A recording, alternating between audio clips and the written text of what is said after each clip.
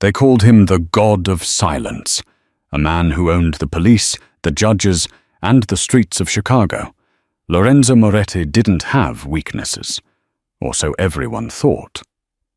But on a freezing November night at the most exclusive gala of the year, the world discovered his only vulnerability: his mother. As the city's elite watched a cruel socialite force the confused elderly woman to her knees, Lorenzo did something terrified onlookers didn't expect. He waited.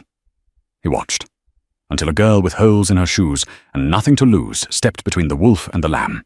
This is the story of how a $20 an hour maid saved the soul of a monster. The grand ballroom of the Palmer House Hilton in downtown Chicago smelled of old money, expensive perfume, and underlying rot. It was the annual Winter Solstice Charity Gala, a masquerade for the city's predators to pretend they were saints. Crystal chandeliers, weighing as much as small cars, cast a fractured golden light over 300 guests holding flutes of Dom Perignon. High above them, on the shadowed mezzanine balcony, Lorenzo Moretti stood like a gargoyle carved from obsidian. He didn't drink. He didn't smile.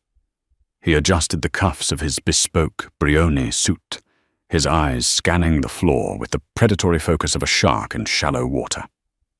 At 32, Lorenzo was the don of the Moretti crime family. To the public, he was a logistics magnate. To the underworld, he was simply the architect. He built empires and demolished enemies with equal efficiency. "Sir," his bodyguard, a massive man named Silas, whispered into his earpiece, "Your mother has wandered away from the VIP table again. Nurse Hopkins is looking for her." Lorenzo's jaw tightened. "Find her, Silas. Gently. If anyone touches her, break their hand." "Understood, ma'am." Lorenzo looked down, searching for the small, fragile figure of Isabella Moretti. His mother was suffering from early-onset dementia. Most days, she thought she was still a 19-year-old seamstress in Sicily. Tonight, Lorenzo had brought her out against his better judgment because she had cried, begging to see the pretty lights and the music. He couldn't say no to her. He never could. Down on the floor, the atmosphere was suffocating for Sophie Clark. Sophie adjusted the heavy silver tray of hors d'oeuvres, her arms aching. She was 23, invisible and exhausted. Her uniform, a generic black dress and white apron provided by the staffing agency, was a size too big, pinned awkwardly at the waist. She had been on her feet for 10 hours. Her rent was overdue, and her younger brother, Toby, needed an inhaler refill she couldn't afford until this shift was paid out. "Champagne, sir." "Madame," Sophie murmured, weaving through the crowd. She was a ghost to these people, a prop that held food. Near the center of the room, a commotion began to ripple through the crowd. The low hum of conversation spiked into sharp whispers. Sophie turned and saw an elderly woman in a vintage, slightly out-of-style velvet gown stumbling near the chocolate fountain. It was Isabella. She looked terrified, clutching a small beaded purse like a lifeline. The crowd parted around her, not to help, but to avoid contamination. Standing directly in Isabella's path was Beatrice Vane. Beatrice was the wife of a corrupt senator, a woman whose face was pulled tight by surgery and whose heart was harder than the diamonds around her neck. She was holding a glass of red wine, laughing loudly at a joke someone had made. Isabella, confused by the lights and the noise, reached out. "Matteo," she whispered, mistaking a waiter for her late husband. She stumbled. Her hand flailed and struck Beatrice's arm. The glass of red wine tipped. It was like a gunshot in a library. The dark crimson liquid splashed across the front of Beatrice's pristine white Givenchy gown. The music didn't stop, but the silence around them was absolute. Beatrice stared at her dress, her mouth dropping open in a silent scream of rage. She looked up at Isabella, her eyes bulging. "You stupid, senile old hag!" Beatrice shrieked, her voice cutting through the ambient noise. Isabella flinched, shrinking into herself. I'm sorry. The floor. It moved." "Sorry? Beatrice stepped forward, looming over the smaller woman. "Do you know what this is? This is silk. It's worth more than your entire pathetic life." From the balcony, Lorenzo gripped the railing. The metal groaned under the pressure of his hands. He took a step towards the stairs, his blood running cold. But he paused. He saw the security guards moving in, but they were hesitating. Beatrice Vane was powerful. No one wanted to offend the senator's wife. Lorenzo wanted to see who, in this room of 300 friends and allies, would help his mother. "Show me," he thought, darker than the night outside. "Show me who deserves to survive the night." Beatrice wasn't finished. She grabbed Isabella's arm, her nails digging into the elderly woman's thin skin. "You ruined my night. You're going to fix it." "Please," Isabella whimpered, tears welling in her cloudy eyes. "I just want to go home." "You're not going anywhere until you clean this up," Beatrice hissed. She pointed a manicured finger at the floor where a few drops of wine had spattered the marble. "Get on your knees. Use that rag you call a shawl. Wipe it up." The crowd watched. Men in tuxedos, women in pearls. They all just watched. It was a spectacle to them. A game. "I said, get on your knees." Beatrice shoved Isabella. Isabella's knees buckled. She began to sink toward the cold, hard floor, sobbing softly. I'm sorry. Lorenzo felt a rage so pure it nearly blinded him. He reached inside his jacket for the gun he wasn't supposed to have. He was going to kill Beatrice Vane in the middle of the Palmer House ballroom. Consequences be damned. But before he could move, a blur of black and white shot across the floor. Sophie didn't think. She didn't calculate the risk. She just saw her own grandmother in the terrified eyes of the woman being bullied. The tray of hors d'oeuvres hit a side table with a clatter, spilling crab cakes everywhere. Sophie sprinted the last 10 feet and slid between Beatrice and Isabella, just as the older woman was about to hit the floor. Sophie caught Isabella, wrapping her strong, work-hardened arms around the frail shoulders, holding her up. "Don't you dare touch her," Sophie said. Her voice was shaking, but it was loud enough to be heard. Beatrice blinked, stunned. She looked at the maid as if a cockroach had just spoken to her. "Excuse me? Do you know who I am? Get out of my way, you little servant." Sophie didn't budge. She could feel Isabella trembling against her chest, a bird caught in a storm. "I don't care who you are," Sophie said, her heart hammering against her ribs. "She's confused, she's scared, and you are bullying an elderly woman over a piece of fabric. Have you no shame?" The gasp from the crowd was audible. A maid lecturing Beatrice Vane? It was social suicide. Beatrice's face turned a violent shade of red. "Manager!" she screamed. "Where is the manager? I want this girl fired. I want her arrested." The hotel manager, a sweating man named Mr. Henderson, came running over, my nun, looking pale. "Mrs. Vane, I am so sorry." "Fire her!" Beatrice shrieked, pointing a shaking finger at Sophie. "And throw this old witch out on the street." Sophie tightened her grip on Isabella. "It's okay," she whispered into Isabella's ear, ignoring the screaming socialite. "I've got you. Nobody is going to hurt you." Beatrice, fueled by the lack of immediate obedience, grabbed a glass of champagne from a passing waiter who had frozen in the chaos. "You want to help the trash? Then you can smell like it too." With a vicious sneer, Beatrice threw the champagne. Sophie saw it coming. She spun around, shielding Isabella with her own body. The sticky, cold liquid hit Sophie squarely in the face and chest, soaking her hair and dripping down her apron. She gasped from the shock of the cold but didn't let go of Isabella. "There!" Beatrice laughed, looking around for validation from her peers. "Now the help matches the hag." Sophie wiped champagne from her eyes. She stood tall, dignity radiating from her despite the mess. She looked Beatrice dead in the eye. "If making me wet makes you feel powerful, ma'am, then I feel sorry for you. Your dress is ruined, but your character was clearly ruined long before tonight." Silence. Absolute, terrifying silence. Beatrice raised her hand to slap Sophie. "You insolent..." Beatrice. The name was spoken softly, but it carried across the ballroom like the crack of a whip. It came from the grand staircase. Every head turned. The crowd parted like the Red Sea. Lorenzo Moretti was descending the stairs.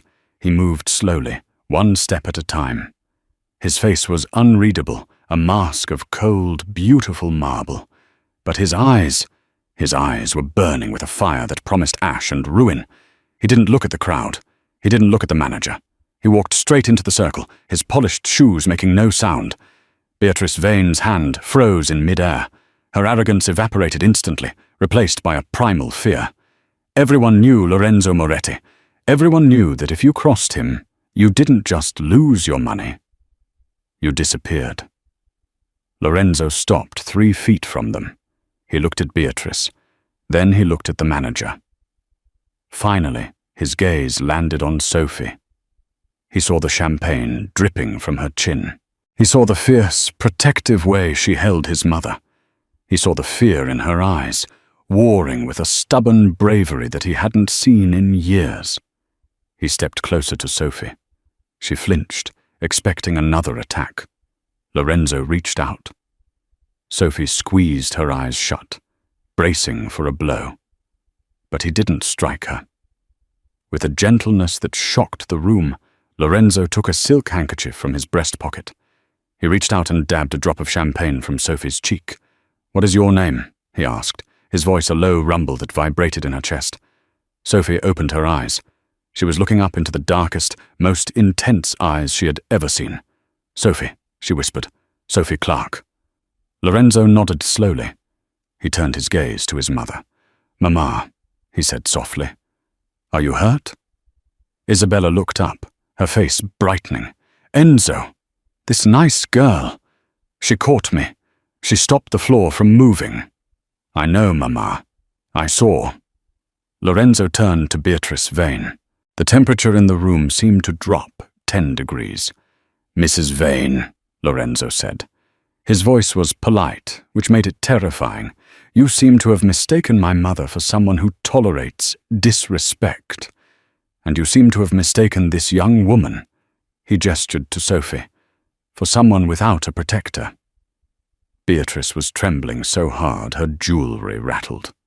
"Mr. Moretti, I didn't know. I thought she was just some... nobody." "Nobody." Lorenzo stepped into Beatrice's personal space. She smelled of fear and expensive wine. "You just humiliated the woman who gave me life, and you assaulted the only person in this room with enough honor to stand up to you." Lorenzo turned to the manager. "Mr. Henderson." Yes, Mr. Moretti?" "Mrs. Vane is leaving." "Now," Lorenzo didn't shout. He didn't have to. "And if she is ever allowed into any establishment you oversee in this city again, I will buy the building and burn it to the ground with you inside. Do we understand each other?" Yes, of course, Mr. Moretti." The manager frantically waved for security. "Escort Mrs. Vane out. Immediately." As Beatrice was dragged away, sobbing and pleading, Lorenzo turned back to Sophie.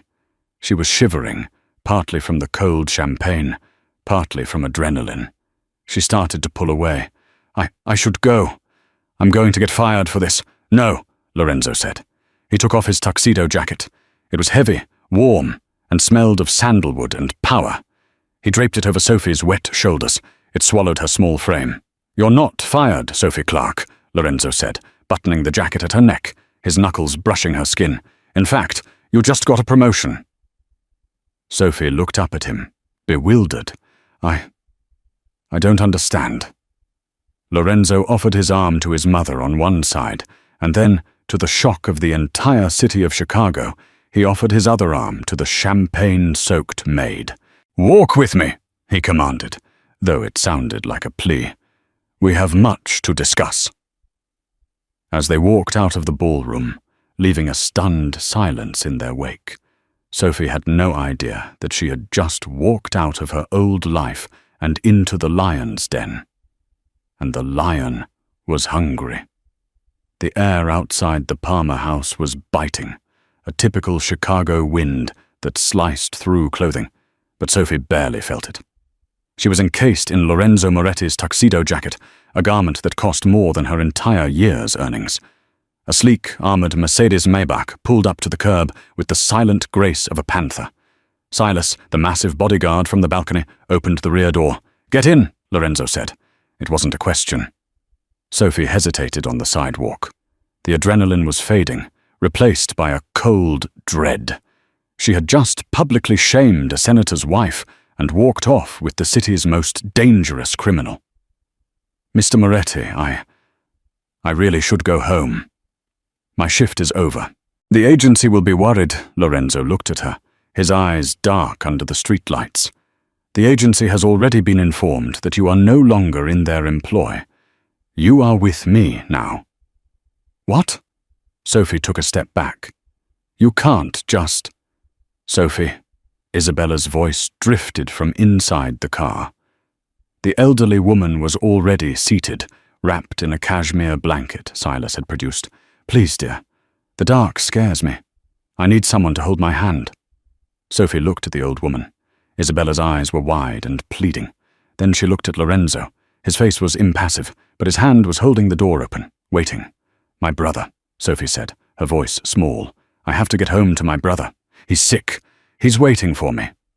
"We will handle it," Lorenzo said. "Get in the car, Sophie." Sophie realized she had two choices: run and likely be hunted down, or get in the car and see where this rabbit hole went. She looked at Isabella again. With a sigh of defeat, she climbed into the back seat. The interior of the car smelled of rich leather and scotch. Lorenzo slid in beside her, the door closing with a heavy, pressurized thump that sealed them off from the world. As the car merged into traffic, silence filled the cabin. Sophie sat stiffly, her hands folded in her lap, stained with sticky champagne. Isabella immediately reached out and took Sophie's hand, humming a soft Italian lullaby. Lorenzo watched them from the opposite seat. He was analyzing Sophie, dissecting her like a complex business deal. He saw the scuffed black shoes, the red, chapped knuckles of a girl who scrubbed floors for a living, and the hollows under her cheekbones that spoke of skipped meals. "Why did you do it?" Lorenzo asked suddenly, breaking the silence. Sophie jumped slightly. "Do what?" "Step in. You knew who Beatrice Vane was. Everyone knows. You knew you would lose your job. Why risk it for a stranger?" Sophie looked down at Isabella's hand resting in hers. "She reminded me of my grandmother," she said softly. "She had dementia, too. People treated her like furniture. Like she wasn't a person anymore just because her memory was fading." Sophie looked up, her eyes flashing with a sudden spark of defiance. "It's not right. Nobody deserves to be humiliated just because they're confused." Lorenzo studied her. In his world, loyalty was bought, and altruism was a myth. People only acted when they had something to gain. But this girl, this starving, terrified girl, had thrown herself in front of a social predator for nothing. "You have a fire in you, Sophie Clark," Lorenzo murmured. "I like it." He pressed a button on the console. A glass partition slid up, separating them from the driver. "Let's talk business." "I'm a maid, Mr. Moretti. I don't have business with the head of the Moretti crime family." Lorenzo's lips quirked in a humorless smile. "You know who I am. Good. That saves time. I need a caretaker for my mother." Sophie blinked. "You have nurses. I saw them." "I have employees," Lorenzo corrected. "I have people who watch her to earn a paycheck. They are cold, clinical. They are afraid of her because they are afraid of me. Tonight, you were not afraid. You protected her. You treated her with dignity." He leaned forward, his elbows resting on his knees. "I want to hire you, exclusively. You will live at the estate. You will be her companion. You will ensure she never feels scared or alone again." Sophie shook her head. "I can't. I have Toby. He's 16. I'm his legal guardian. I can't just move into a mob boss's house." "Bring him." Sophie froze. "Excuse me?" "Bring the boy," Lorenzo said, as casually as if he were ordering coffee. "The estate is 10 acres. There is plenty of room. I assume he is still in school. We have a driver who can take him. And if he is sick, as you said, my private physician is one of the best in the country." Sophie's heart hammered against her ribs. It was a deal with the devil. She knew it. But she thought of the stack of final notice letters on her kitchen counter. She thought of Toby's wheezing at night because they couldn't afford the good inhalers. She thought of the leaky roof in their apartment in the bad part of town. "How much?" she asked, her voice trembling. Lorenzo didn't blink. $10,000 a month, plus room, board, and all medical expenses for your brother. Sophie's mouth went dry. 10,000. That was more than she made in 6 months. It was freedom. It was safety. But it was also a trap. "What's the catch?" she whispered. Lorenzo's eyes locked onto hers, intense and possessive. "The catch is that you belong to the family now. You live in my house. You follow my rules. And the most important rule is simple. What happens in the Moretti estate stays in the Moretti estate. You see nothing. You hear nothing. You speak to no one outside without my permission." He extended a hand. "Do we have a deal, Sophie?" Sophie looked at his hand, large, manicured, dangerous. Then she looked at Isabella, who was asleep on her shoulder. She took his hand. His grip was warm and firm. "Deal," she whispered. Lorenzo didn't let go immediately. He held her hand for a second longer than necessary. "Good. Welcome home, Sophie." The Moretti estate was not a house. It was a fortress disguised as a mansion. Located in the affluent suburb of Lake Forest, it was surrounded by 12-foot stone walls topped with electrified fencing. As the car passed through the massive iron gates, Sophie saw men patrolling the grounds with German shepherds. They wore suits, but the bulges under their jackets were unmistakable. "Is this necessary?" Sophie asked, looking out the window. "I have many enemies," Lorenzo replied simply. "Safety is an illusion, unless you enforce it." The car stopped in front of a sprawling Gothic revival mansion made of grey stone. It looked imposing, almost haunted, backlit by the moon. Silas opened the door. "We're here, boss." Lorenzo stepped out and helped his mother down. Isabella woke up, looking around confusedly. "Are we in Rome, Enzo?" "No, Mama, we're home. Go with Nurse Hopkins." A stern-looking woman in scrubs was waiting at the entrance. She looked terrified as she approached Lorenzo. "Sir, I am so sorry I lost her at the gala. We will discuss your incompetence later," Lorenzo said, his voice slicing through the cold air. "Take her to bed. If she wakes up distressed tonight, you are fired before sunrise." The nurse paled, grabbed Isabella's arm, and hurried her inside. Lorenzo turned to Sophie. She was standing by the car, looking small and overwhelmed in the massive driveway. "Come, Silas will fetch your brother in the morning. Tonight, you stay here." "I can't leave Toby alone tonight," Sophie protested. "He'll worry." "He has already been contacted," Lorenzo said, walking toward the massive oak front doors. "One of my men went to your apartment. He gave Toby a phone to call you. He is safe. There is a guard outside your door right now." Sophie stopped dead. "You sent men to my house? Without asking me?" Lorenzo stopped and turned slowly. "I am a thorough man, Sophie. I needed to verify your story, and I needed to ensure my new investment wasn't going to run away." "I'm not an investment," Sophie snapped, her fatigue giving way to anger. "I'm a person." Lorenzo stepped closer, towering over her. "In this house, you are what I say you are. Now come inside. It's freezing." Sophie followed him, fuming but helpless. The interior of the mansion was breathtakingly cold. Marble floors, high ceilings, expensive art that looked like it belonged in a museum, but no photos, no warmth. It felt like a mausoleum for the living. Lorenzo led her into a library that smelled of old paper and cigar smoke.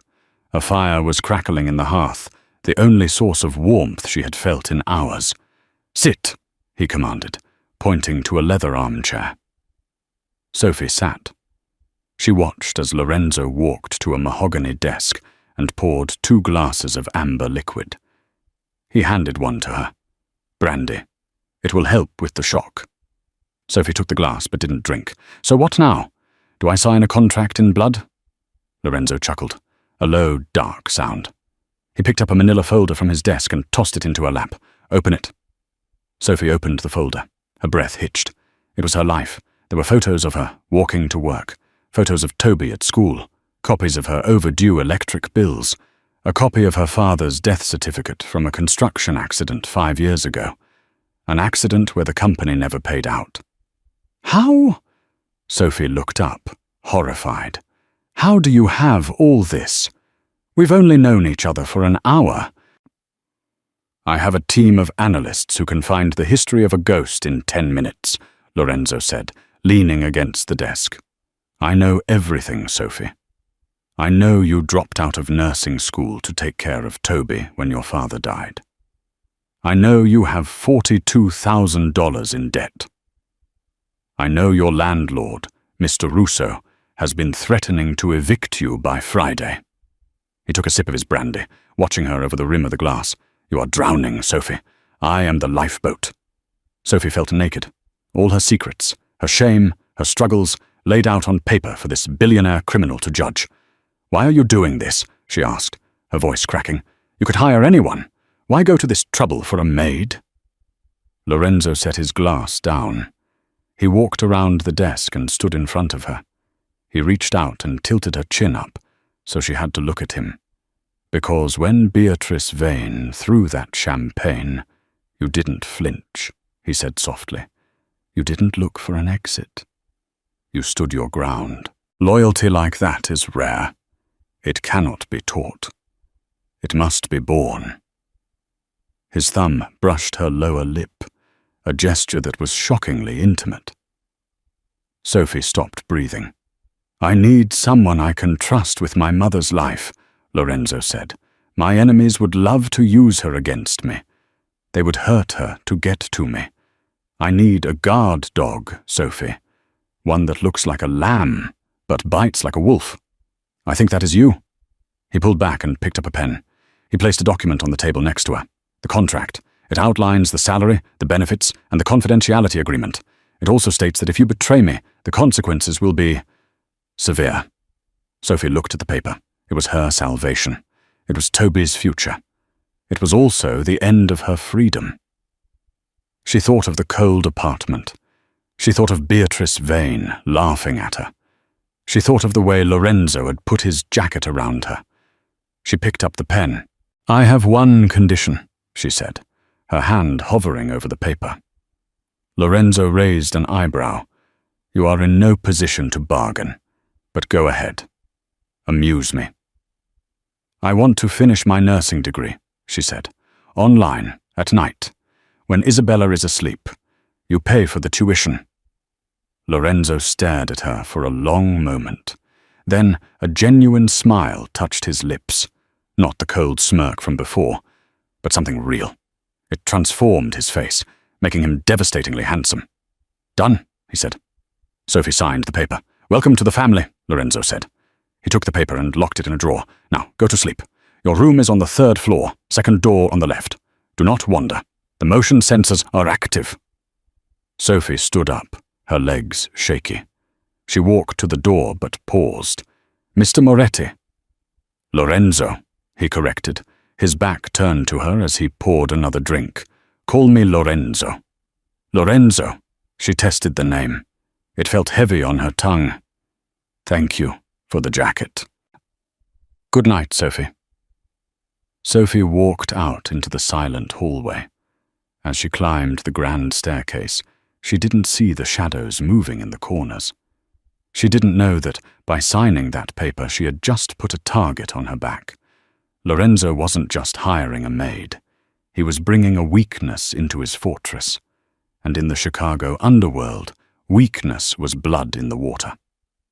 Inside the library, Lorenzo watched the security feed on his monitor. He watched Sophie enter her room and lock the door. He pulled out his phone and dialed a number. It's done, Lorenzo said into the phone. She's in. Dig deeper into her background. I want to know if she has any ex-boyfriends, any distant relatives, anyone who could be used as leverage against her. If there is anyone. Remove them." He hung up and stared into the fire. The game had changed, and for the first time in years, Lorenzo Moretti wasn't sure if he was the player or the pawn. 3 weeks had passed since the night of the gala. The Moretti estate had a rhythm, one that Sophie was slowly learning to dance to. Her days were spent with Isabella. Surprisingly, the elderly woman flourished under Sophie's care. They spent mornings in the heated conservatory, pruning orchids. Sophie would play old Italian vinyl records she found in the attic, and for hours Isabella would be lucid, recounting stories of the Amalfi Coast, of lemon groves, and of a boy named Matteo who stole her heart. Sophie's brother, Toby, had adjusted less smoothly. He was living in the guest wing, surrounded by every video game console imaginable, gifts from Lorenzo, but he was wary. "This isn't normal, Soph," he'd whisper during their dinners. "These guys, they have guns under their coats. I saw the gardener cleaning a pistol in the shed." "We're safe, Toby," Sophie would assure him, though she wasn't entirely sure herself. "Just focus on your schoolwork. The tutors Mr. Moretti hired are expensive." Lorenzo was a ghost. Sophie rarely saw him.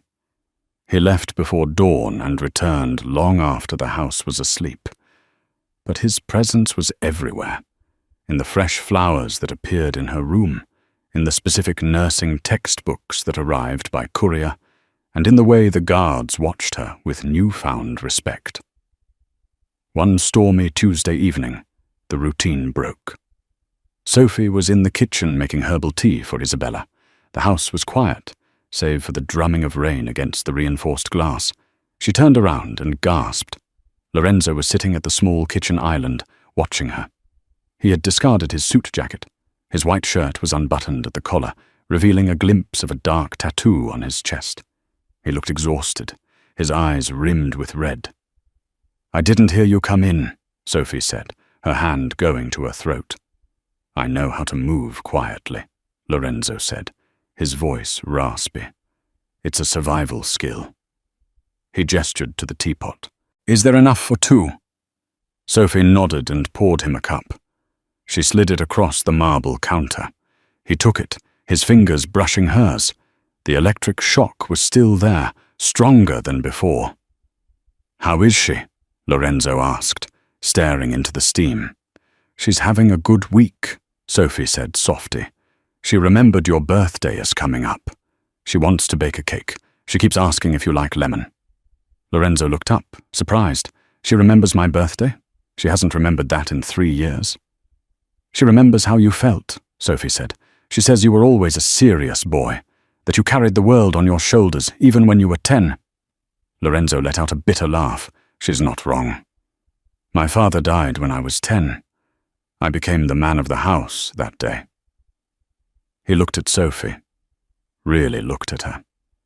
She was wearing a simple, oversized sweater and leggings, her hair in a messy bun. She looked domestic, warm, everything his life wasn't. "You look tired, Sophie. Is my mother too much trouble?" "No," Sophie said quickly. "I love her. She's the grandmother I wish I still had." But? Lorenzo's eyes narrowed. "I'm worried about Toby," she admitted. "He feels like a prisoner. He can't leave the grounds without an escort. He's 16. He wants to go to the movies, hang out with friends." Lorenzo took a sip of tea. "The Salvaro family has put a price on my head, Sophie. $5 million. If Toby walks out that gate alone, he will be snatched within the hour to get to me, or to get to you." Sophie went pale. "To get to me? You are important to my mother," Lorenzo said, his gaze intense. "That makes you a weakness, and my enemies exploit weakness." He stood up and walked around the island, crowding her space. The kitchen suddenly felt very small. "I told you, Sophie. You are in the spider's web now. You can't just fly away." He reached out and tucked a loose strand of hair behind her ear. His touch was scorching. Sophie forgot how to breathe. "But don't worry," Lorenzo whispered, leaning down so his lips were inches from hers. "I am a very possessive spider. I don't let anyone touch what is mine." The air crackled with tension. Sophie's heart pounded. She wanted to run. She wanted to lean in. Suddenly the kitchen door burst open. "Sir!" It was Silas, his gun drawn. "Perimeter breach! Sector 4!" Lorenzo's demeanor changed instantly. The tired man vanished. The Don appeared. His eyes went cold, his posture rigid. "Where?" Lorenzo barked, pulling a sleek black handgun from the waistband of his trousers. "The delivery entrance. They used a fake courier van." "Secure my mother," Lorenzo ordered, grabbing Sophie's arm. "You come with me. I'm not leaving you out of my sight." "But Toby," Sophie screamed. "Silas has Toby. Move!" Lorenzo dragged Sophie out of the kitchen as the sound of automatic gunfire erupted in the hallway. Chaos engulfed the mansion. The alarms were blaring, a deafening, high-pitched wail. Lorenzo shoved Sophie into the library and kicked the heavy oak door shut, locking it. He pushed a massive bookshelf in front of it with inhuman strength. "Stay down," he commanded, forcing her behind the solid mahogany desk. "What is happening?" Sophie cried, covering her ears as gunfire echoed just outside the door. "An assassination attempt," Lorenzo said calmly, checking the magazine of his gun. "The Salvaros. They shouldn't have been able to get inside the gates. Someone let them in." His eyes were dark with fury. "Someone on my payroll sold me out." The door handle rattled violently. Then bullets began to chew through the wood, sending splinters flying. "Lorenzo!" Sophie screamed. "Quiet," he hissed. He moved to the side of the door, waiting. The wood gave way, and the door was kicked open. A man in tactical gear and a balaclava stormed in. Lorenzo moved like a viper. He grabbed the gunman's barrel, twisted it up, and fired 2 shots into the man's chest. The intruder dropped. 2 more men entered. Lorenzo took cover behind a leather armchair, returning fire. Bang! Bang! 1 man fell. The other ducked behind a sofa. "Give it up, Moretti!" the gunman shouted. "We have the boy!" The blood drained from Sophie's face. She stood up from behind the desk. "No! Sophie, get down!" Lorenzo roared. "We have the kid!" the gunman yelled. "Come out, or we bleed him!" Sophie didn't think. Instinct took over. She saw a heavy bronze bust of Julius Caesar on the desk. She grabbed it. While the gunman was focused on Lorenzo's position, Sophie hurled the bust with all her strength. It sailed over the sofa and struck the gunman squarely in the head with a sickening thunk. He collapsed without a sound. Lorenzo stood up, staring at her in shock. They have Toby!" Sophie panted, grabbing the gun from the dead man on the floor. She didn't know how to use it, but her hands were shaking with rage, not fear. "Where is he?" Lorenzo looked at her. This maid, this girl who cried over flowers, holding a semi-automatic weapon with the ferocity of a lioness. "Follow me," Lorenzo said. "Stay close." They moved into the hallway. Bodies of Lorenzo's guards lay on the floor. The air smelled of cordite and blood. They reached the main staircase. Below, in the foyer, 3 men were holding Toby. One had a knife to the boy's throat. Toby was crying, his face bruised. Isabella was there too, cowering on the stairs, screaming. "Let him go! Bad men! Go away!" "Drop the gun, Moretti!" the leader of the intruders shouted. He was a scarred man Sophie recognized from the news. Marco Salvaro, the rival Don's son. Lorenzo stopped at the top of the stairs. He held his gun up, showing his palms. "Let the boy go, Marco. This is between us." "The boy dies," Marco sneered. "Then the maid. Then you." "Wait." Sophie stepped out from behind Lorenzo. "Sophie, no!" Lorenzo shouted. "Take me!" Sophie yelled, walking down the stairs, her hands raised. "I'm the one he cares about. Look at me. I'm the one living in his house. Let the boy go. He's nobody. Take me instead." Lorenzo froze. His heart stopped. She was offering herself as a trade. Marco looked at Sophie, then at Lorenzo. He saw the panic in Lorenzo's eyes, a panic that wasn't there for the money or the power. Marco smiled. "Well, well, the architect has a heart after all." "Fine. The girl for the boy." He shoved Toby towards the stairs. "Run, kid!" Toby scrambled up the stairs, sobbing. Sophie passed him, whispering, "Go to the safe room. Lock the door. She reached the bottom of the stairs. Marco grabbed her hair and yanked her back, pressing the cold knife against her neck.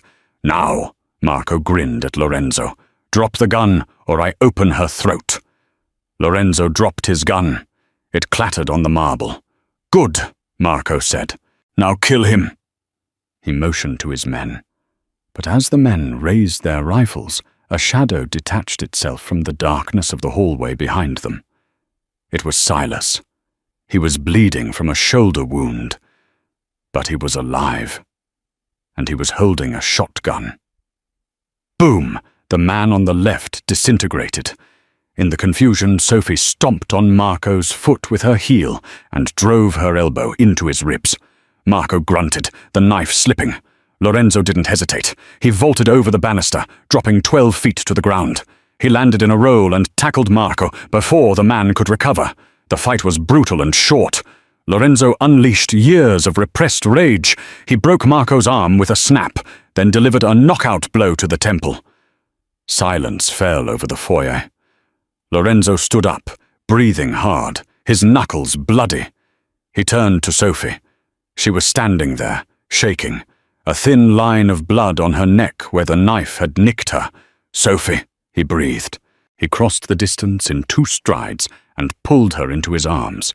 He buried his face in her neck, holding her so tight it hurt. "You foolish, brave girl," he whispered against her skin. "You could have died." "He had Toby," she sobbed into his chest. "I couldn't let them hurt Toby." Lorenzo pulled back and cupped her face.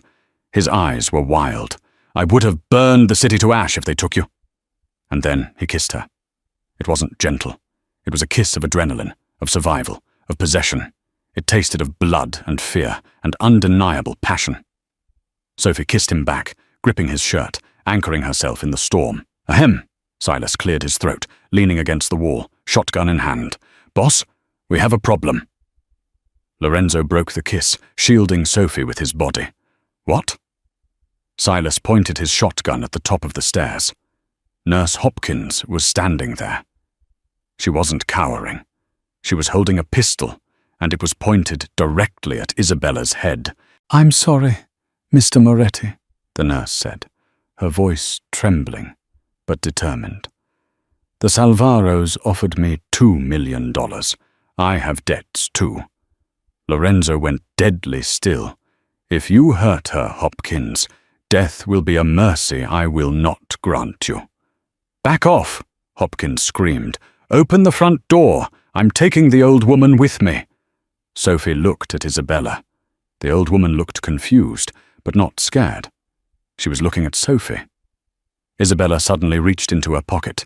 She pulled out the pair of gardening shears Sophie had lost 3 days ago. "Bad nurse," Isabella muttered. She jammed the shears into Hopkins' thigh. Hopkins shrieked and dropped the gun. Silas moved instantly, rushing up the stairs to secure the nurse. Lorenzo looked at his mother, then at Sophie, and he started to laugh. It was a dark, relieved laugh. "My women," he said, shaking his head. "They are more dangerous than my men." But as the adrenaline faded, Sophie felt her legs give out. The world spun, and darkness took her. When Sophie opened her eyes, the world was white and smelled of antiseptic and expensive lilies. She blinked, trying to clear the fog in her brain. She wasn't in her room. She was in a hospital room, but it was unlike any she had ever seen. The walls were mahogany, the linens were silk, and the view out the window was of the Moretti private gardens. She tried to sit up, but a sharp pain in her side made her gasp. "Don't move!" The voice was rough, like gravel grinding together. Sophie turned her head. Lorenzo was sitting in a wing-back chair beside the bed. He looked terrible. His stubble had grown into a beard, his eyes were bloodshot, and he was still wearing the same blood-stained white shirt from the night of the attack. "Lorenzo," she croaked. "How long?" 2 days, he said, standing up and pouring her a glass of water with a shaking hand. He held the straw to her lips. "You lost a lot of blood. The knife missed the artery by 2 millimeters. You also have a concussion." Sophie drank greedily.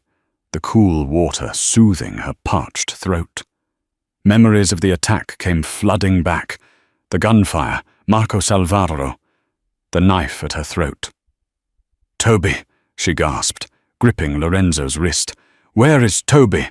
"He's fine," Lorenzo assured her, covering her hand with his. "He's in the game room with Silas.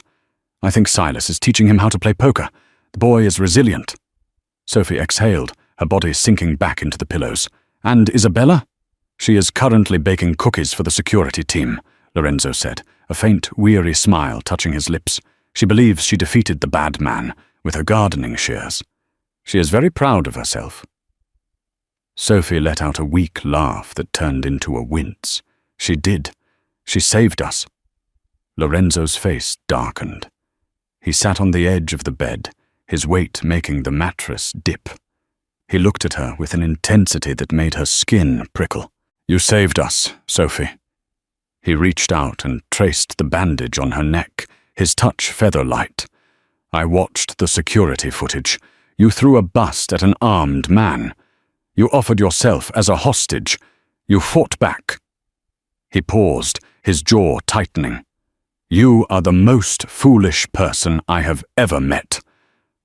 "I did what I had to do," Sophie whispered. "You are a maid," Lorenzo said, his voice rising slightly. "You are supposed to hide. You are not supposed to bleed for this family." "I'm not just a maid, though, am I?" Sophie challenged him, her eyes searching his. "Not anymore." Lorenzo stared at her for a long moment.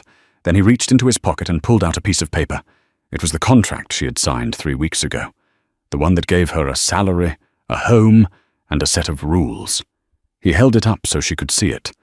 Then, with deliberate slowness, he tore it in half, then in quarters. He let the pieces flutter to the floor like snow. Sophie's heart dropped. "You're firing me?" Panic rose in her chest. "Lorenzo, please, I have nowhere to go. If this is about the danger, I don't care. I can't go back to that apartment. I can't. Sophie, stop." He grabbed her shoulders gently. "I am not firing you.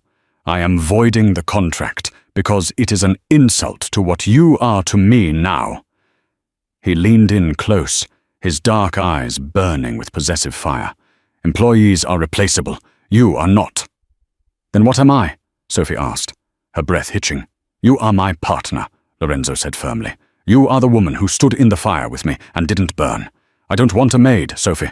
I have plenty of people to clean my floors. I want a queen." He took her hand and pressed a kiss to her palm. "The Salvaros are gone. Marco is in a hole he will never crawl out of.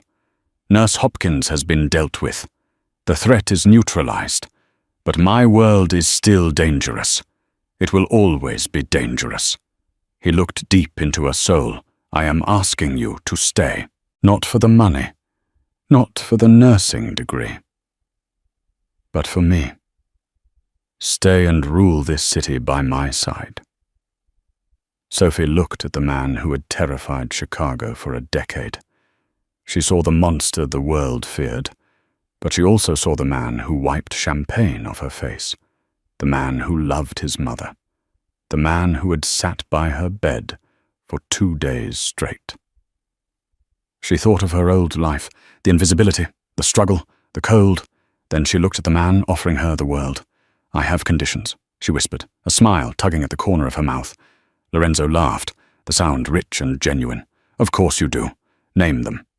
"Toby goes to a real high school. No more home tutors. He needs friends. Done. I'll have a security detail shadow him invisibly. Isabella stays with us. Always. No nursing homes. She is my mother, Sophie. I would burn the world before I sent her away." "Granted."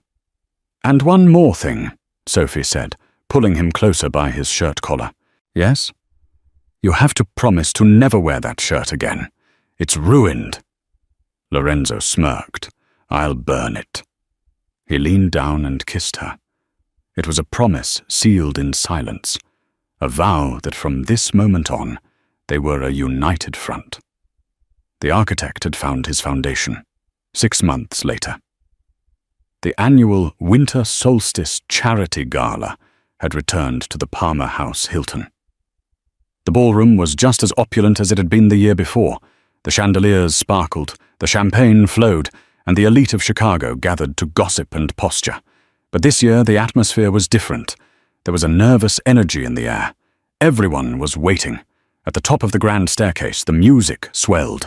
"Ladies and gentlemen," the announcer's voice boomed, "Mr. Lorenzo Moretti and Mrs. Sophie Moretti." A hush fell over the room. Lorenzo appeared at the top of the stairs, looking devastating in a midnight blue tuxedo. But no one was looking at him. All eyes were on Sophie. She was wearing a gown of liquid gold that hugged every curve, designed by Versace specifically for her. Her hair, once messy and pulled back, cascaded in polished waves around her shoulders. Around her neck sat a necklace of diamonds and emeralds that was worth more than the hotel itself. But it wasn't the clothes that made the room stop. It was the way she carried herself. Gone was the hunched, tired girl with the heavy tray. In her place stood a woman who radiated power. She held her head high, her eyes scanning the crowd with a cool, calculating intelligence she had learned from her husband. She descended the stairs with Lorenzo, her hand resting lightly on his arm. They moved as one entity. As they reached the floor, the crowd parted instantly. Respect and fear cleared a path. Near the chocolate fountain, exactly where the incident had happened a year ago, stood a familiar figure. It was Beatrice Vane. The senator's wife had managed to claw her way back into a few social circles, though her reputation was tattered. When she saw Sophie, she froze. Her glass of wine trembled in her hand. Lorenzo stopped. He looked at Beatrice, then down at his wife. "Do you want me to have her removed?" he murmured. Sophie looked at Beatrice. She saw the fear in the older woman's eyes. She saw the way Beatrice's friends were slowly inching away from her, not wanting to be caught in the blast radius. Sophie smiled. It wasn't a malicious smile. It was a smile of absolute pity. "No," Sophie said loud enough for the nearby guests to hear. "Let her stay. Everyone needs to see what the past looks like. I'm only interested in the future." She turned her back on Beatrice Vane. "Champagne, my love?" Lorenzo asked, signaling a waiter. "Please," Sophie said. The waiter hurried over. It was a young girl, no older than 20, looking terrified and exhausted, her apron pinned awkwardly at the waist. Her hands were shaking as she held the tray. Sophie saw her. She saw the holes in the girl's shoes. She saw the desperation in her eyes. Sophie stopped the waiter. "What is your name?" Sophie asked gently. "Jenny, ma'am," the girl squeaked, terrified she had done something wrong. Sophie took a glass of champagne. Then she reached into her clutch and pulled out a business card. It was thick, cream-colored cardstock with the Moretti crest embossed in gold. "Jenny," Sophie said, "my grandmother needs a companion for the afternoons. It pays $30 an hour, full benefits, and we pay for tuition if you're in school. Call this number tomorrow." The girl's jaw dropped. Tears welled in her eyes. "Ma'am, are you serious?" "Dead serious," Sophie said. "Don't be late." Sophie turned back to Lorenzo, who was watching her with a look of pure adoration. "You're soft," he teased, wrapping his arm around her waist. "I'm not soft," Sophie replied, leaning into him. "I'm just building my own army. You have your soldiers, Lorenzo. I have the people no one else sees." Lorenzo laughed and kissed her temple. "Remind me never to cross you, Mrs. Moretti." "You better not," she whispered. They walked out onto the dance floor, the king and queen of Chicago. The music swirled around them, and for the first time in his life, Lorenzo Moretti didn't watch the exits. He didn't scan for threats. He only watched his wife. The maid who had saved his mother had not just cleaned up a mess. She had cleaned up his soul, and as they spun under the golden lights, they both knew that this was the only real life story that mattered. And that is the story of how a single act of kindness changed the destiny of the most dangerous man in Chicago. It's a reminder that sometimes strength isn't about how hard you can hit or how much money you have. Real strength is standing up for the vulnerable when everyone else is watching and laughing. Sophie Clark started as a ghost in a room full of people, but she ended up ruling the city because she had the one thing money couldn't buy: a brave heart. Lorenzo and Sophie's love story proves that even in the darkest worlds, light can find a way in, if you're willing to open the door. What would you have done if you were in Sophie's shoes? Would you have intervened, or would you have stayed safe? Let me know in the comments below. If this story moved you, please hit that like button. It really helps the channel grow. And don't forget to subscribe and ring the notification bell so you never miss a daily dose of drama, romance, and real-life storytelling. Thanks for watching, and I'll see you in the next story.